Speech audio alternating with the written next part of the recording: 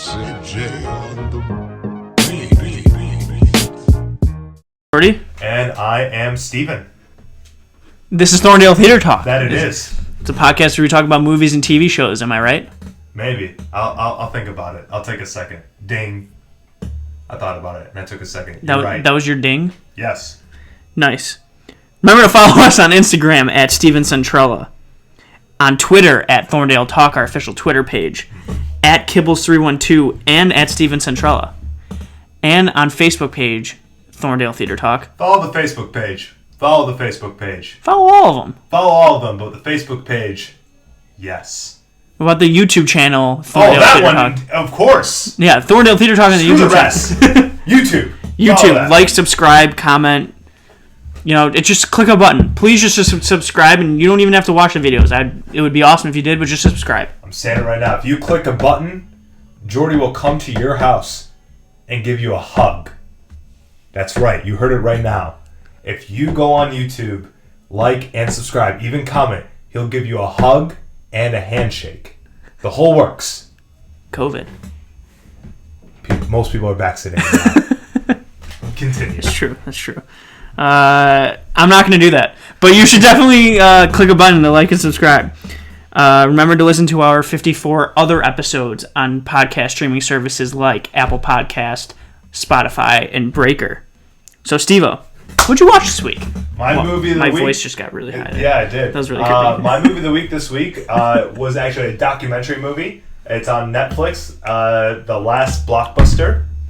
How was it, and what happened to Blockbuster? Oh, such an interesting, very interesting movie. Again, documentary movie. So I do find it interesting that you'll learn, actually, it's not, a lot of people associate that Netflix is the reason why Blockbuster went out of business. That a lot of people associate, Blockbuster went out of business because of Netflix and streaming. But it was other factors that actually caused their downfall. One of the major factors actually was during the 2008 recession. So you learn more about how they actually started going out of business, and it's very interesting. So it's like. Did you enjoy it? Oh, I definitely did enjoy it, and they had a lot of celebrities actually, talking because they got like a lot of celebrities who actually worked at Blockbusters to talk about their experience and then talk about like what they went through at It's just a very interesting, very well directed, storytell of the Blockbuster and also the last Blockbuster, because there's still one more Blockbuster out there in the world. Only one. It's in Oregon. I thought it just got closed. No. They're still open. Are you sure? Yeah. According to the documentary, they were still rocking it through the pandemic. When did the documentary was during the pandemic? The documentary came out not too long ago, July 25th, 2020. So almost a year. And they were rocking it during the pandemic, apparently. So damn. They're still at it. The Last Blockbuster in Oregon. So if you want to go travel and go visit the Last Blockbuster, yeah. And I loved Blockbuster. Well, it's very interesting because a lot of the things that Blockbuster went through, like I could see like what's going on with the movie theaters right now.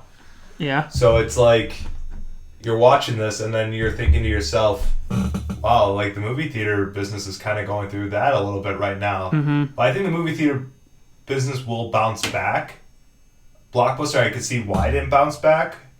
But at the same time, it's just you have to take the right steps to make sure that those things don't happen. So that's why it was such an interesting documentary, because a lot of it relates to like what's going on now with the movie theaters, I feel like, and then also just a very interesting story, like how Blockbuster became Blockbuster and their downfalls and how there's still one left. And then, it's very honestly, I do miss the feeling of, going to Blockbuster and then checking out all the movies and trying to decide what movie you want. Like that whole, you have all these options, and I do miss that.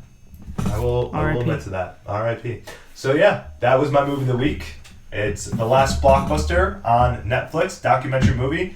Easy watch, only an hour and 20 minutes. So cruise through that. So check it out. I give it a thumb a 2, fingers. Yeah. Yeah, a lot of people rate like that from rankings and stuff. Yes. For movies. They always use their fingers like Fingers. that. So Fingers. only people that watch us on YouTube understand what you're doing. Exactly. So what was your movie of the week? How was your movie of the week? Why was your movie of the week? There's a lot of questions, but I'll just... Okay. I watched 7 Psychopaths. That's on Amazon Prime right now. What was the 8th psychopath? Okay. There's... A movie is called 7 Psychopaths. It's directed by Martin McDonagh. It has Colin Farrell, Christopher Walken, Sam Rockwell. I know there was more people, but I forgot. Oh, Woody Harrelson. And there's a couple more, but I'm blanking right now. But it's about a writer, like a script writer, Colin Farrell, who's writing a movie called 7 Psychopaths, and kind of, you know, it's him writing it, but also with his goofy friends. It's a very strange movie. You can tell that Martin McDonagh from that, which is actually a pretty. It's an all right movie. I'm going all over the place right now because it's kind of hard to describe it, because it is about a writer trying to write a movie, but it's also from his experiences, because when you write a movie, they kind of tell you, like, try to start from your own experiences to kind of get like a start at the movie. It's like Nocturnal Animals, the movie I reviewed a while back. It's a writer. It's this woman reading a book, but it's based on like their past lives, but you're seeing the story of the book, so it's a lot of back and forth. I get what you're saying. It's kind of well, I mean, a lot of writers, they try to, you know, get from your own past experiences is kind of a good way to start writing and to get like a good story. And so he kind of uses people's stories to write, like, the certain psychopaths, kind of uses like his like it's weird. It's a very strange movie because while that's happening, it's kind of also like happening in front of him. It's kind of like the Nocturnal Animals, but not like at least what you would described. Like I was saying, there's a lot of like back and forth of like she's reading the book and you're seeing how the story's playing out. It's kind of it's like that in a sense. They're like writing the movie. They're like writing that movie while it's happening, because Sam Rockwell is also trying to help him write the movie as it's going. It's a really cool written movie, because as the movie goes on, you're like, holy shit, like the links to what's going on is so relevant, and you didn't know that that's the point of it. The ending's a little I thought, but you can tell that that was like one of his earlier movies, and then he made 3 Billboards. You can tell that he learned from his kind of the things that kind of didn't work well, didn't mesh well, wasn't cohesive, and it was kind of like an abrupt ending. It was a strange movie, but I enjoyed it. Oh, sorry. Overall, watch it or don't watch it? I'd say watch it. Where did you watch it? Amazon Prime. Prime of Amazon. Sorry, I kind of went all over the place on that, but it's kind of hard to write what it's about, except for it's a writer writing a movie about 7 psychopaths while it's happening. Kind of happening. So he's you're seeing his current experience. Yeah. And he's writing it. Yeah, it's really good. Sam Rockwell's awesome in it. The acting is great. Martin McDonagh's writing is really cool and how it links together. So I know I said that in a pretty horrible way, but you understand what I was saying. I got you. I filled in the blanks there for you. Thank you. I got you. It's like Mad Libs. Steve-O, what's your movie of the week for this week? So my movie of the week this week is going to be Kong vs. Godzilla! Ha! Yeah. It is on the HBO of Maxes. The Maxes of HBO. HBO Max. Yes. And it's also in theaters, too. So we got 2 options. So it's a brand new movie. I'm going to watch it. I'm going to see how I like it. I'm going to review it right here for you next week. So, yeah. Nice. That's usually how it goes.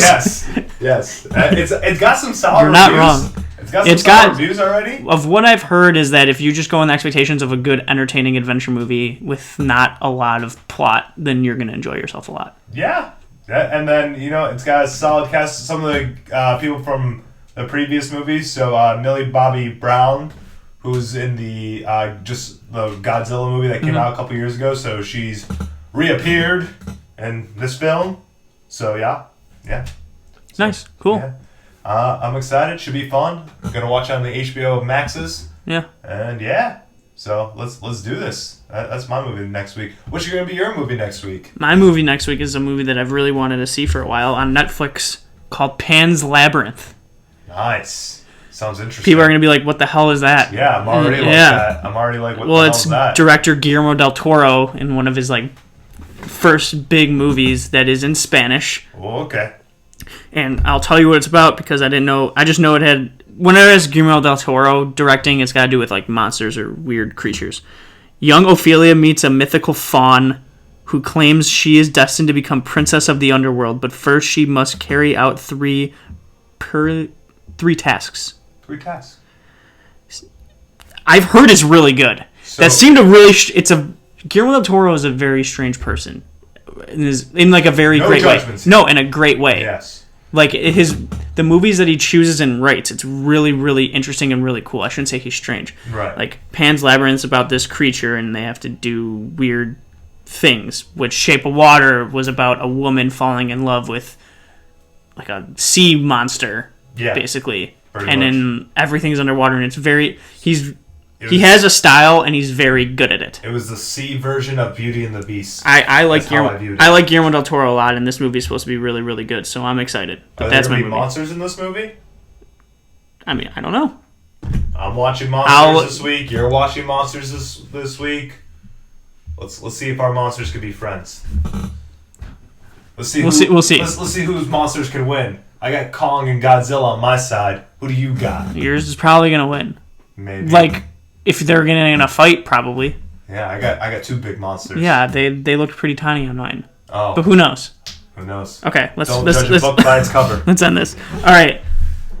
So before we get into our Falcon and Winter Soldier talk, yes, a trailer came out. A second trailer came out. But it gives you a lot more information. Yes, and it's for the show Loki, the new Marvel show that's coming out in June. I'm pretty sure June 11th. June 11th, yes. Yes, for the first however episodes they release. Yes. What'd you think? So, like I said, this trailer actually gives more detail of what the show's going to be about. Mm-hmm. So, not really spoilers, but I'll just... so it's in the trailer. It's in the trailer. So basically, you see that this involves more about time. So because in Endgame, when Loki gets the Tesseract and fades away, so he ends up where you see him in the trailer, and it's because he messed with the flow of time. So Owen Wilson's character what he does is they clearly are in charge of keeping the flow of time like the way it's supposed to, which is really cool. So, which is a really cool concept. It's a very cool concept. And then and Loki's just an interesting character to be involved with this because he's messing with time and so. Well, first of all, I love Loki and I think Tom Hiddleston's amazing as Loki. But the cool thing about time is that, everyone's talking about how the Marvel now phases are going to go with other dimensions and all this weird stuff, and how can you do it in a cohesive way where it's not annoying, and to come out from Loki from that from the Endgame part, and then I feel like it's going to explain how it all works in a very easy way, or at least maybe elaborate more on it. So because with a TV show you can spend more time explaining things. Because spoiler for Endgame or Infinity War, you see Loki die. Dun dun dun. But Loki's in the show in an alternate dimension, so technically he might not be dead. So it's a very weird. Hopefully they make it in an easy way where it won't get confusing and B annoying. Yeah. Because it's a very easy track that they can get through. But I trust Marvel. I'm not saying I don't. Well, again, that's why it's going to be very interesting. So that's why I think this new show is going to explain more about the whole time travel. They did a little with because in Endgame.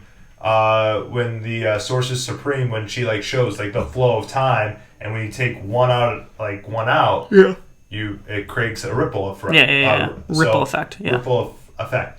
So you saw that in Endgame when Loki took the Tesseract, and so right. It's kind of clearing up those loose ends, but also explaining more on those loose ends. So this was the most exciting Marvel show that I was looking forward to for me. I was gonna say when all 3 trailers came out, the WandaVision, Falcon, Winter Soldier, and Loki. When all 3 first came out, I was more excited for the Loki. Loki one just looked, and it still does. And now with the story, what it's gonna be about, I love the whole. It's gonna be more interesting, I think. I love how the score is so kind of like a mysterious, weird way, and it's really cool. I'm excited, and I like Owen Wilson. How do you not like Owen Wilson? Exactly.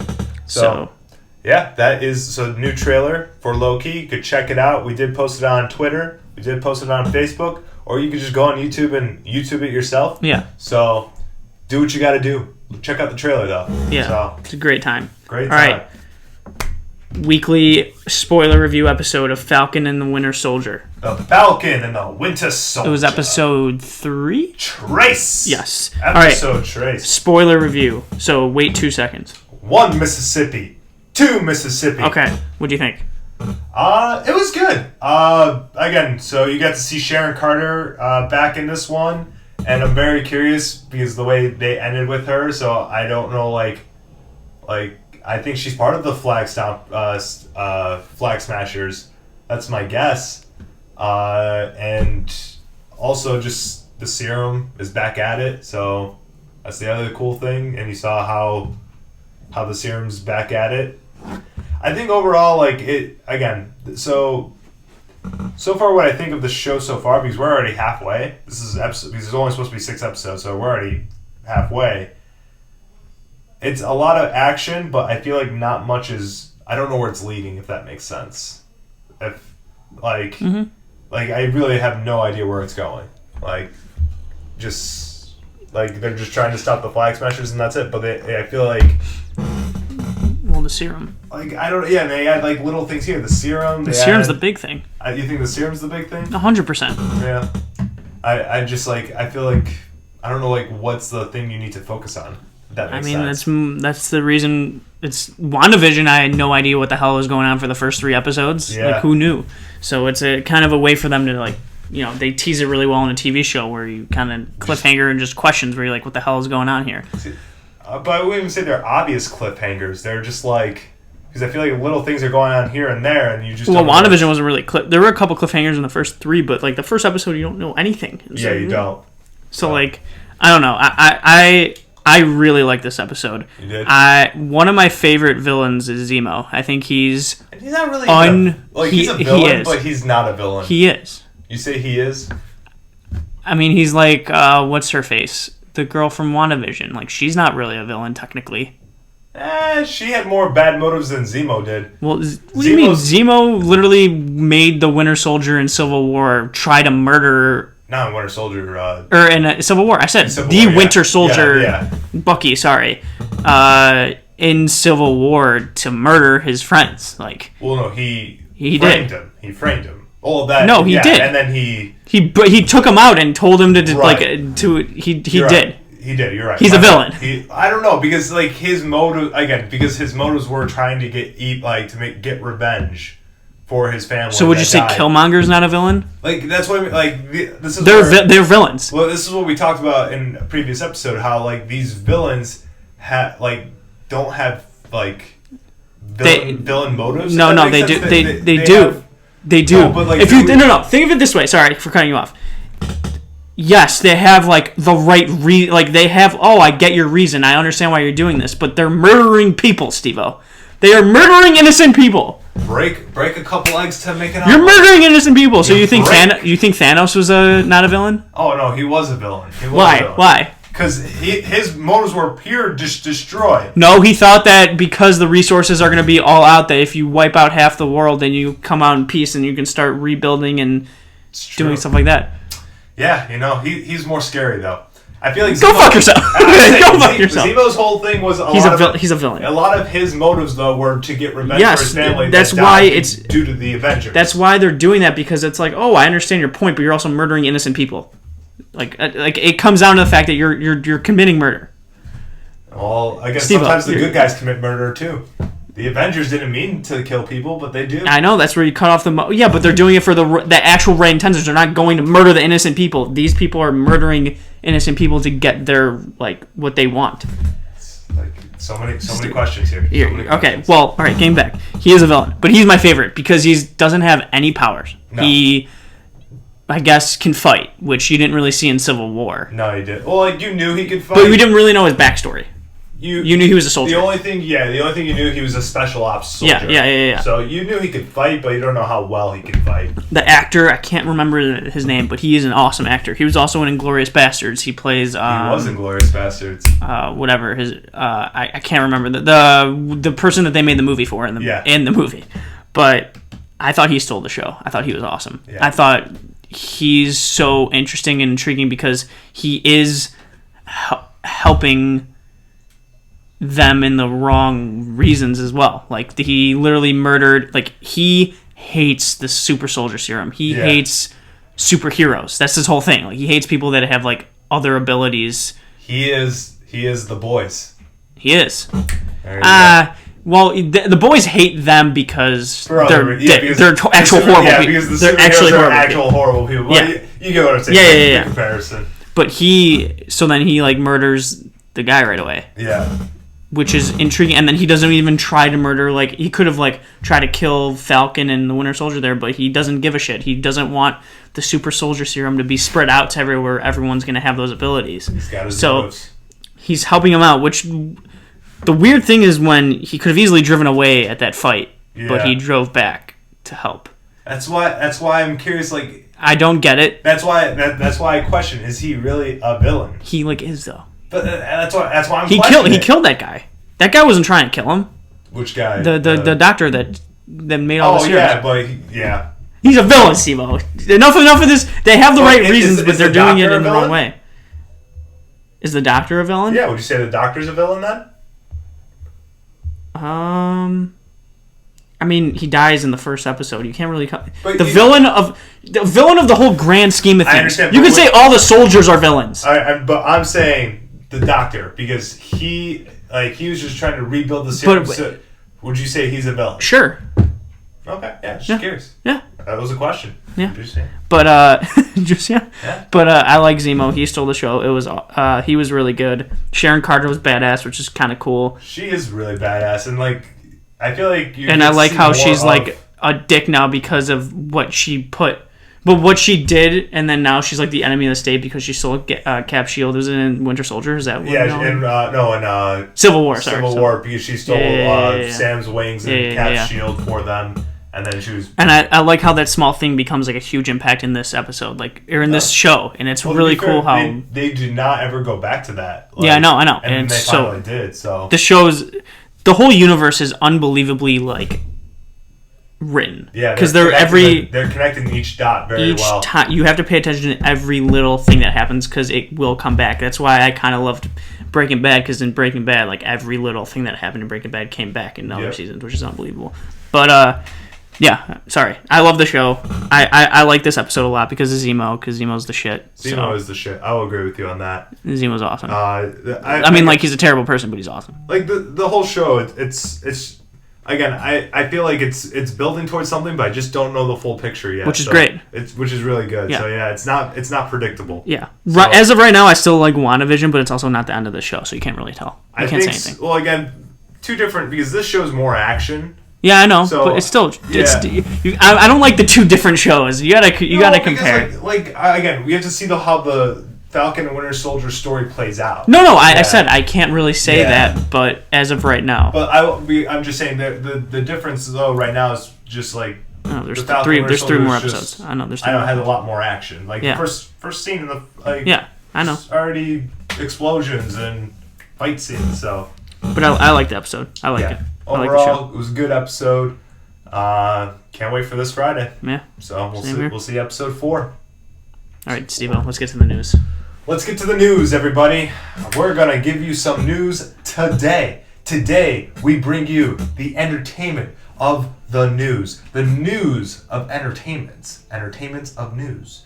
Jordy, where do we get our news from? ScreenRant.com. There we go. He's kind of... That was pretty good. I slowed down a little bit at the end. I had a good, powerful beginning, and then I slowed down. I'm not... No. Well, because last time you did this... ScreenRant.com. Yeah, I was like I was a pussy. I was a pussy about it. You hit your head, say it loud and proud, you know?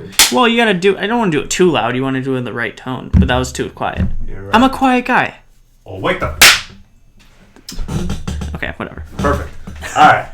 It's a strange episode. Let's keep going. So, first big piece of news. So, Jordan Peele's new movie that he's working on. It casts Steven Yeun in his follow-up movie from Us. The follow-up from Us, yeah. The follow-up from Us. So Steven Yeun, if you don't know who that is, he was in Minari. He plays Glenn in The Walking Dead. So he has just been casted for Jordan Peele's upcoming movie alongside. This is the movie that also has Keke Palmer in it. And Daniel Kaluuya, and right? Daniel Kaluuya, yeah. He's back in it? He's back in it. That's what I thought. So you got Steven Yeun, you got Keke Palmer, and you got Daniel Kaluuya. So major cast right there. He can't do wrong right now, Jordan Peele. I would say Jordan Peele can't do wrong right now. Daniel Kaluuya, and now Steven Yeun's involved in this because Steven Yeun's performance in Minari was great. Got Daniel Kaluuya's performance in Judas and the Black Messiah was great. And in Get Out. Like you're just like I know. This is just building, baby. This is just building. And it's another horror movie. Yeah. Peele just knows how to do horror right. Yeah. And I always thought horror. I mean, I hate horror, but I always not just because I hate it, because I hate the jump scares and not whatever. But I just don't think there's a lot of good horror movies, at least recently. Well, like before, I'm talking about before like 2017 or whatever the whole thing was going on. And then now Jordan Peele, after Get Out, I'm like, that's not really a horror movie, but it's like it's a psycho thriller. Yeah, but then Us is a horror movie, and yeah, I would say so because there's blood. You see murder. Yeah, and it's so well made, and it's so well written, and it's his style. He got you when you have your own original style to it with the directing and the writing. Yeah, that's so impressive, especially in 2 movies that he did. So he's already up there in like one of my favorites. So this is cool, and getting Daniel and Steven Yeun. This is the whole story, and was great in Minari, and he was great as Glenn in The Walking Dead. You knew that he had chops. He just didn't have that opportunity. Now he's getting those opportunities, which is making me excited. Yep. There we go. There you go. But that was a mouthful. So yeah, just again recap. So Steven Yeun's gonna be in Jordan Peele's upcoming movie alongside. I'm sorry. It's not called Alongside. Why am I saying that? Alongside Keke Palmer. Alongside Keke Palmer. It's untitled. The movie's untitled. I looked it up. I was like, it's all called Alongside. But yeah. Alongside Keke Palmer and Daniel Kaluuya. My God. It's okay. But yeah, that's exciting. I'm just getting too excited, Gabe. Yeah. Just getting too excited. Alright, next piece of news. Amy Poehler is developing an animated musical about Cinderella's stepsisters. I find that very interesting. So, Amy Poehler is developing the stepsisters of Cinderella. It's going to be a musical, and it will be on Netflix. It tells the story through the villain's eyes. So, through the eyes of the stepsisters. So, Jordy's not excited. No, we'll see. We'll see. I love Amy Poehler. That's what I mean. I love Amy Poehler.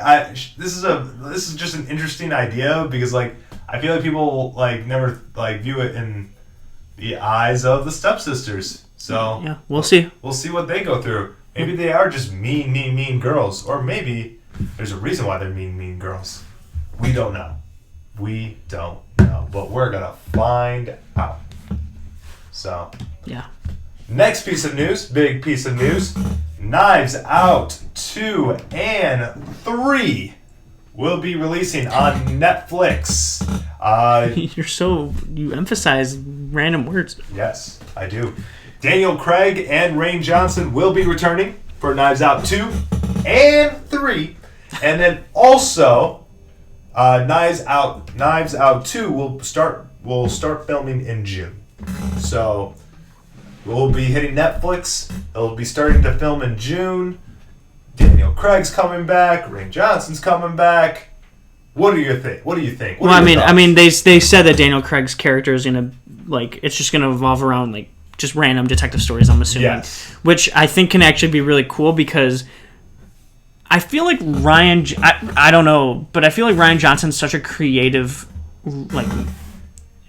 director and writer that I don't think it's gonna be such the same thing every time. I don't think it's gonna be it'll be some sort of detective story, but it won't be those noir things. I could see him doing kind of a different take on it because how much can you do like the same thing over and over again? That's a good question. I mean, like it might be the same, and I'd still enjoy it, but it's just kind of like when you're writing and stuff, you kind of want to get like a different twist or like a different look at lens into things. So, Yeah.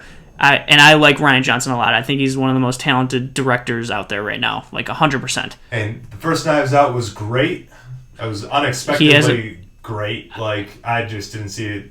Really? Being that. Like, I thought it was gonna be really good. When I good. first saw the trailer, I was just like, "Oh, this would be an alright movie." I didn't think it was gonna be as good as I went with such low expectations. I have such faith in Rian Johnson as a writer and director. He did Brick. I don't know if you ever saw that with Joseph Gordon-Levitt. No. If not, you have to see it. That's an amazing movie. Yeah. He did The Last Jedi, which, in all intents and purposes, people are going to like hate on some of it, but I think that was the best of the 3 Star Wars, in my opinion.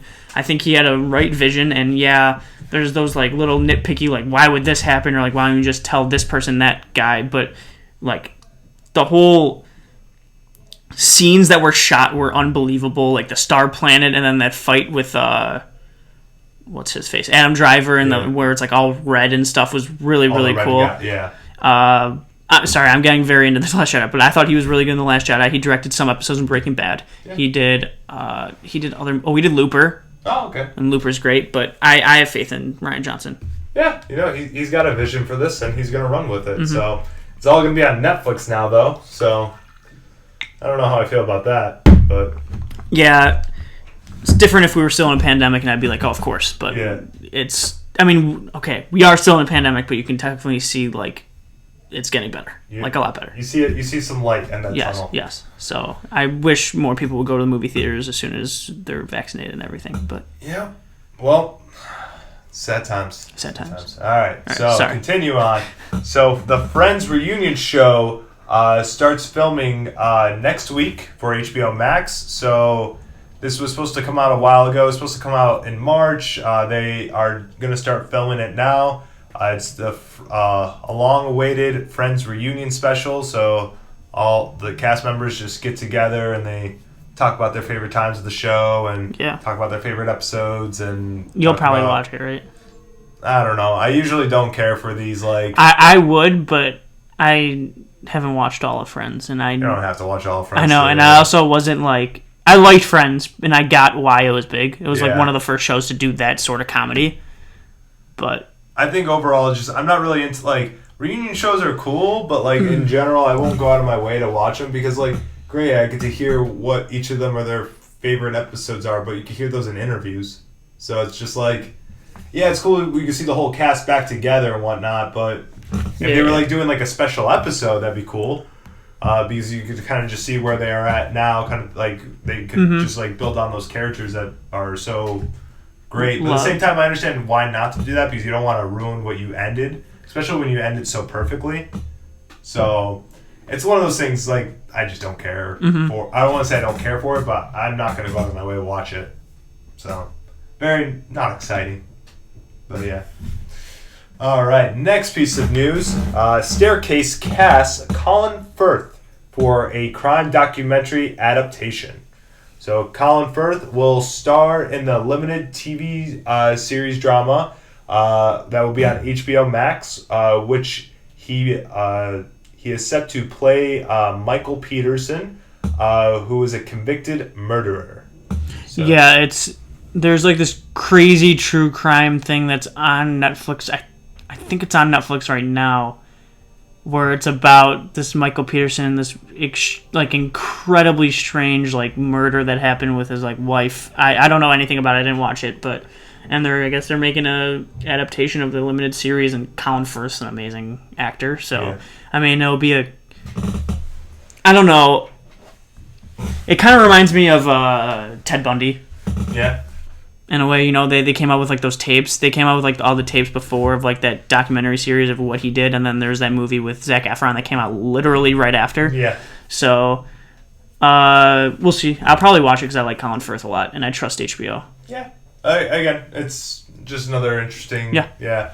I will say with the Zac Efron one, like it was good, but not good. If that makes sense. It was okay. There were some parts that were good, and some parts were. I would not go out of my way to watch that again. Yeah, but I wasn't mad that I watched it. No, I agree. Like I wasn't like it's not like when I watched it I was like, oh, I wasted. No, I watched. No, It was like, all right, like. Yeah, but I'm not gonna watch it again. I agree. It doesn't have like a rewatch factor. Nothing wrong with him. It was more of just like I don't know. The story wasn't like they didn't. I don't know. Whatever. It was interesting. Yeah. It was all over the. I won't say all over the place, but yeah. Yeah. All right. So also in this past week, Rick and Morty season 5 trailer came out, and it's confirmed that Rick and Morty season 5 will start in June of 2021. So this summer will be released of Rick and Morty season 5. So you could go on YouTube and check out the trailer for it. What we're in for this season. Jerry's involved a lot more. I'm pumped. Yeah. Well, it was very interesting because when I was watching the trailer, Jerry's like involved a lot more, and so is Summer's been getting more involved, like on adventures. But yeah, it looks like more family adventures. I love Jerry just because he's the easiest to make fun of. That's why, and I think they're utilizing the character a little more in the they're bringing him along through these adventures, and he's going to be making the worst decisions. So I love Rick and Morty. Rick and Morty is amazing. So, like I said, go on YouTube and check out that new trailer. Mm-hmm. All right. Next piece of news. So the Batman director, Matt Reeves, who also directed Dawn of the Planet of the Apes and wrote and directed War of the Planet of the Apes. Yes. So he's also directing the new Batman movie with Robert Pattinson. Yes. So he's been working on this show that's been in development for the last 15 years, and it's finally moving forward at NBC. The show's called Ordinary Joe. And yeah, it's finally moving forward. It's a TV. It's going to be a drama. So, we got to add more dramas to NBC. You got This Is Us and all the Chicago Fire meds and. Mm-hmm. And I like Matt Reeves a lot, so this is cool. Yeah, Matt Reeves. A great writer and director. So I wonder what he's got to offer for a TV show. I'm excited for the Batman also. So that's what I mean. I'm very curious because his stuff is dark and good. So I'm wondering how it would translate into a TV show. Yeah, we'll see. So be on the lookout for that. The show's going to be called Ordinary Joe. Ordinary Joe. Ordinary Joe. And then the last piece of news that we have here for you today, another Game of Thrones piece of news, because Game of Thrones they're just doing so much with it now. They're just diluting more and more. So they're working on a Broadway play of Game of Thrones that Ned Stark and Jaime Lannister would be featuring into this play, and it's currently in development at Broadway. So George R.R. Martin is developing it. He's doing so much. He's pretty much just executive producing on all this stuff. This is too much Game of Thrones for me. I would have to agree. Don't get me wrong. I like Game of Thrones. It ended terribly. We always get into that, but I agree. It's too much Game of Thrones at this point. It's like what Star Wars was doing, and then Star Wars kind of took a break and was like, all right, let's just focus on Mandalorian and then just keep it at that. I don't know. It's one of those Star Wars. Once Disney got involved with Star Wars, then it's that's what I was saying. That's what I'm saying. Basically when they did the original 3, and then that's all. No, I'm talking about when Disney. I'm talking about when Disney got it. But in general, I agree. This is just too much Game of Thrones. Don't get me wrong. Like I said, I'm a big Game of Thrones fan, but pump the brakes. I you know what? And don't announce on 6 TV shows. Just focus on one at a time. Exactly. No, that's exactly. I agree. It's like construction. Construction. They start on one road, and then they start on another without finishing that first road, and then you're just stuck. You're just stuck. So focus on one show at a time. I agree. You're very emphatic about that. Yes. Yeah, it kind of frightened me a little bit. I'm not gonna lie. But so they're working on a Broadway. Would you see this Broadway play if it was finished? Nope. No. What if someone gave you tickets for it? Probably. Someone give you free tickets or something, I'd probably see it. Well. All right. What if they gave you knowing what it is and going into it? Yeah. All right. What if the tickets were just be I'll give you these tickets. They're decent seats, $50. Would you do it? No. No, it's $50. I'm not gonna pay $50 to see Game of Thrones where I've already know what happens. Well, you don't know if it's gonna be Game of Thrones, based on the TV show, or if they're doing their own little thing. I don't know. I'm sick. Enough Game of Thrones. I agree. GOT, pump the brakes. Just come out with the first series, and then we'll work on the rest. Yes. Then work on the rest. Yes. All right. Well, that's all we have for news for you today. That's all we have for you for this episode. That would be today. That would be today. So, remember to follow us on Instagram at Steven Centrella, on Twitter at Thorndale Talk, our official Twitter page, then at Kibbles312 at Steven Centrella as well. Remember to follow us, please, on our Facebook page, Thorndale Theater Talk. Hell yeah. And our YouTube channel, Thorndale Theater Talk, to like, subscribe, and comment. Yes. And remember, Jordy will give you a hug. I will not. He will go to your house and give you a hug if you like and subscribe and comment. I won't, if someone from Singapore likes to subscribe and comment, I will not go to Singapore. He's going to fly out to Singapore, and he's going to hug you. No, I will not.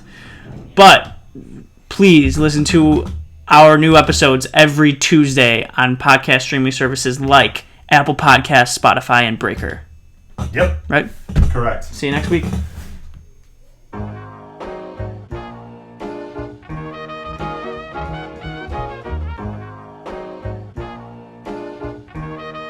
CJ on the